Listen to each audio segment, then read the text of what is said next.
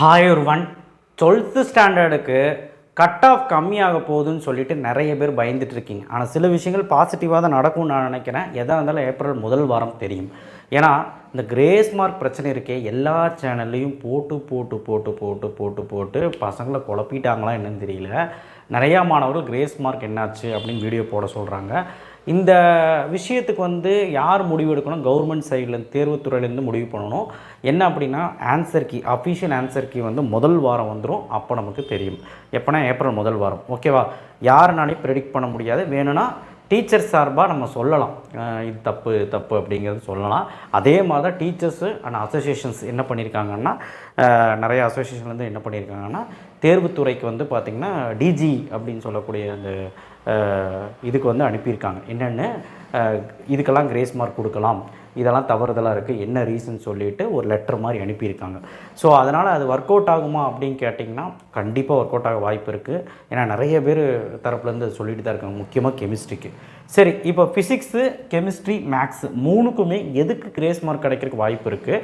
அப்படி கிடைக்குமா கிடைக்காதா, கன்ஃபார்மாக கிடைச்சே ஆகுமா அப்படிங்கிறது எல்லாமே தெளிவுபடுத்திடுறேன்.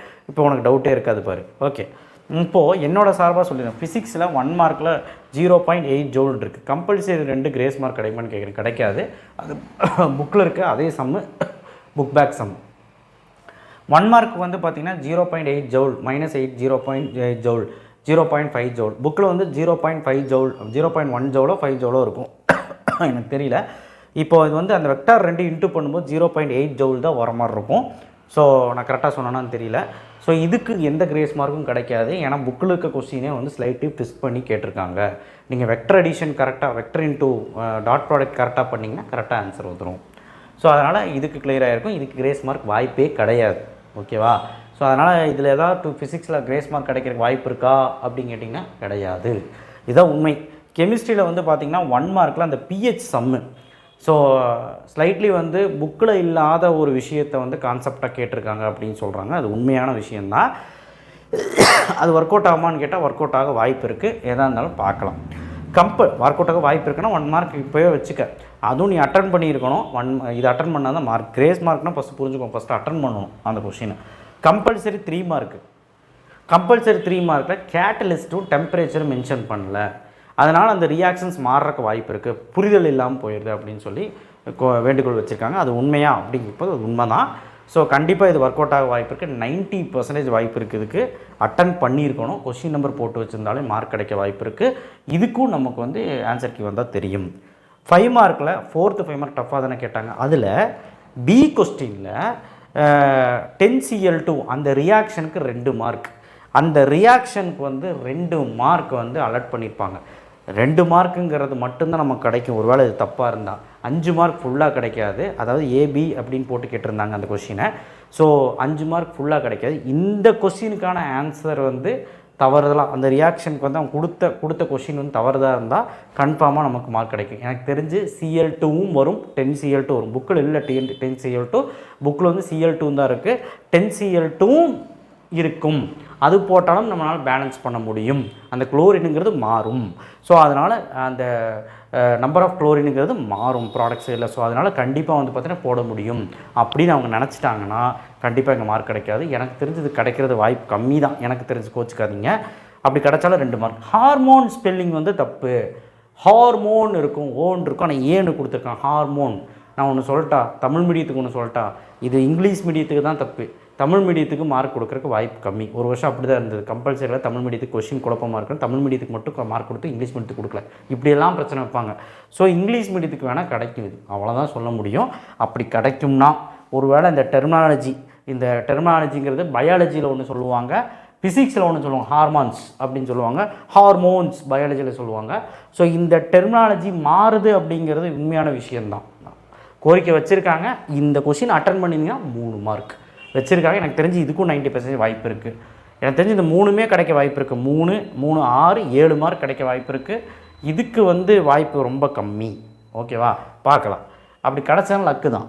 அடுத்து மேக்ஸில் என்னப்பா பிரச்சனைன்னு பார்க்கும்போது கம்பல்சரி 3 மார்க்கில் கடைசி ஒன்று Z1/Z2. புக்கில் ஒரு சம் அப்படி இருக்குது, தெரியுங்களா? Find the inverse Z1 Z2 2.4 third some, Z1 Z2 and Z1/Z2 அப்படி தான் இருக்குது. அது அடிட்டிவ் இன்வெர்ஸாக மல்டிப்ளிகேட்டிவ் இன்வெர்ஸாக அவங்க சொல்லலை. அப்போ என்ன பண்ணுவீங்க? அதே மாதிரி இருக்கிறதுனால அதே மாதிரி கம்பல்சரின்னு கேட்டாங்க. ஏன்னா பவர் கொடுத்துட்டாங்க 2026 அப்படின்னு. ஆனால் அடிட்டிவ் இன்வெர்ஸாக மல்டிப்ளிகேட்டிவ் இன்வெர்ஸான்னு கொடுக்கல. பட் அதுக்கு மார்க் கிடைக்குமான்னு கேட்டால் வாய்ப்பு இருக்குது. ஏன்னு கேளுங்க, புக்கில் இருந்தாலும் முன்னாடி 2.3 எக்ஸசைஸில் அடிட்டிவ் இன்வெர்ஸு மல்டிப்ளிகேட்டிவ் இன்வெர்ஸ்னு ஒரு சம்மே இருக்குது அண்ட் ப்ராப்பர்ட்டி இருக்குது. ஸோ மாணவர்கள் அடிட்டிவ் இன்வெர்ஸ் வச்சும் போடலாம், மல்டிப்ளிகேட்டிவ் இன்வெர்ஸ் வச்சும் போடலாம், காஞ்சிகேட் எடுத்தும் போடலாம். அப்படிங்கும்போது அங்கே ஒரு குழப்பம் உண்டாகுதா? அப்போ எந்த மெத்தடில் போட்டாலும் மார்க் கொடுக்கணும் அப்படின்னு வச்சா அந்த மெத்தடில் போட்டால் கிடைக்கும். ஒருவேளை எந்த மெத்தடும் கிடையாது, இந்த கொஸ்டின் நாங்கள் மார்க் கொடுத்துட்றோம், அது மென்ஷன் பண்ணாதனால மல்டிப்ளிகேட்டிவ் அடிட்டிவ் மார்க் கொடுத்துட்றோம், அதுக்கு மென்ஷன் பண்ணாதான் கொடுத்துட்றோன்னா பிரச்சனை கிடையாது. எனக்கு தெரிஞ்சு கொடுக்கணும். அது மென்ஷன் பண்ணாதனால அவன் குழப்பம் அடைஞ்சு அவன் வேறு மாதிரி ஆயிருப்பான். ஸோ அதனால் கண்டிப்பாக கொடுக்கணும். 3 மார்க் கொடுத்துருவாங்க, நான் நம்புகிறேன். இதுக்குமே நம்புகிறேன். அது அட்டன் பண்ணியிருப்பீங்க எல்லோரும். P = CE power - KTன்னு ஒரு ஆன்சருக்கு 10.8லேருந்து ஒரு question. P = CE power KT புக்கின் கொஸ்டின் தான். ஸோ இதில் ஆன்சர் வந்து ரெண்டுமே பாசிபிலிட்டி. இது ரெண்டு தவிர வேறு இதில் இருந்தால் தப்பு, அது கிரேஸ் மார்க் கிடைக்காது, தப்பு. இது ரெண்டில் ஏதோ ஒன்றுமே பாசிபிலிட்டி. K > 0 K < 0ன்னு கொடுத்துருக்கணும். லெஸ்தன்னா மைனஸ் வரும், கிரேட்டர் ப்ளஸ் வரும். அது அவங்க கொடுக்கலங்கிற பட்சத்தில் இது ரெண்டுமே எழுதுனா ஆன்சர் தான் அப்படின்னு எல்லாம் கோரிக்கை வச்சுருக்காங்க. இதுக்கும் கிடைக்க வாய்ப்பு இருக்குது. அப்போ மேக்ஸில் நமக்கு ஒரு 4 மார்க் கிடைக்கிறதுக்கு வாய்ப்பு இருக்குது. வேறு ஏதாவது மேக்ஸில் இருக்காங்க சார்னா கண்டிப்பாக வாய்ப்பு கம்மி தான். இருந்துச்சு, நிறையா கேட்குறாங்க, பட் ஆனால் அதுக்கெலாம் கிடைக்கிறதுக்கு வாய்ப்பு கம்மி தான். But this R the possibilities. Physics கண்டிப்பாக கஷ்டம்தான். கெமிஸ்ட்ரிக்கு கண்டிப்பாக வாய்ப்பு இருக்குது, நிறைய வாய்ப்பு இருக்குது. மேக்ஸுக்கு கண்டிப்பாக இது ரெண்டுக்கும் வாய்ப்புகள் இருக்குது. ஒரு ஹாப்பியான நியூஸ் தான் சொல்லியிருக்கேன். அதுக்கு ஒரு லைக் போடுங்களா? லைக் போடுவீங்க நினைக்கிறேன் இந்த ஹாப்பியான நியூஸுக்கு. ஏன்னா கட் ஆஃப் எகுரும். இந்த விஷயங்கள் அதிகமாச்சுன்னா டிக்ரீஸ் ஆன கட் ஆஃப் எப்படி வேணாலும் கொஞ்சம் லைட்டாக எகுரும்னு நினைக்கிறேன். அது பொறுத்து இருந்தால் பார்க்கணும். ஃபஸ்ட்டு வாரம் அந்த கிரேஸ் மார்க் விஷயம் வரட்டும். வந்தோடனே நம்ம சேனல்லே அப்டேட் பண்ணுவோம். அப்புறம் கரியர் கைடன்ஸ் வீடியோலாம் போயிட்டுருக்கு.